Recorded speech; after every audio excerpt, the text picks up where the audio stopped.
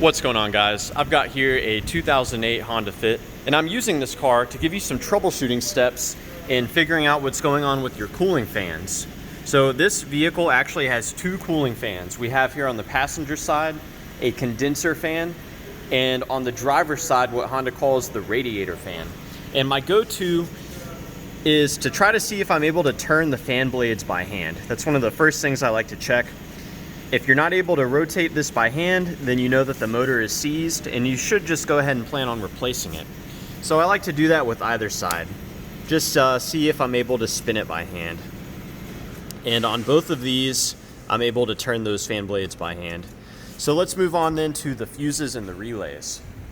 So underneath this fuse box cover here, which we remove by pushing in on the tab here and here while lifting up, we're gonna find a total of 2 fuses and 2 relays here. So I'll first go over the fuses. This 30 amp fuse provides power for the radiator fan on the driver's side. The condenser fan, which is on the passenger side, receives its power from this 30 amp fuse. So this one and this one, those are the 2 fuses here you'd like to check. Now, as far as the relays go, there are 2.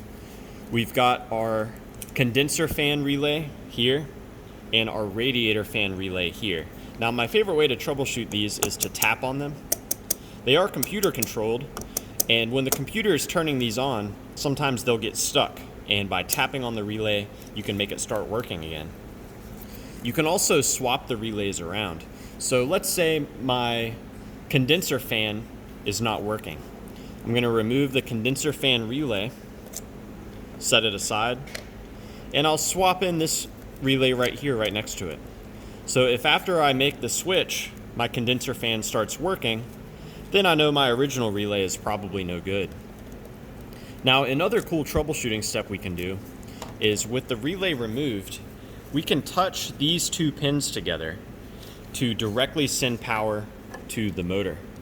So I'm using my pliers for this. You can see I'm just touching those 2 pins, and now my fan is on.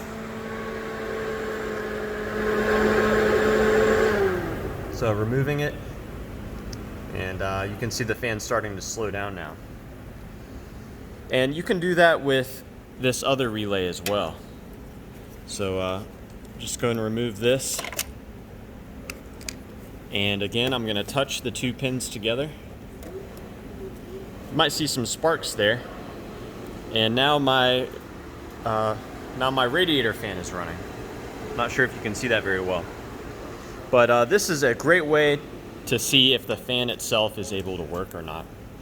Now, there is one more fuse that's important for us to check, and this fuse is inside the car.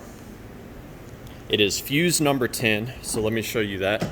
And the importance of this fuse is power from this fuse is necessary for those relays to work.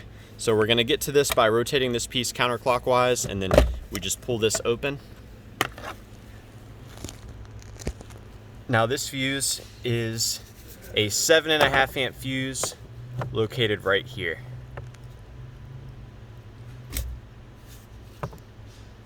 So yeah, don't neglect that one as well. If this fuse is not working, then neither of the fans will come on, because they both need power from that for the relay to work. So yeah, I hope this information was helpful for you and was a good starting point in troubleshooting the cooling fans on your Honda Fit. Please do let me know if you have any questions, or more importantly, any advice. Thanks for watching.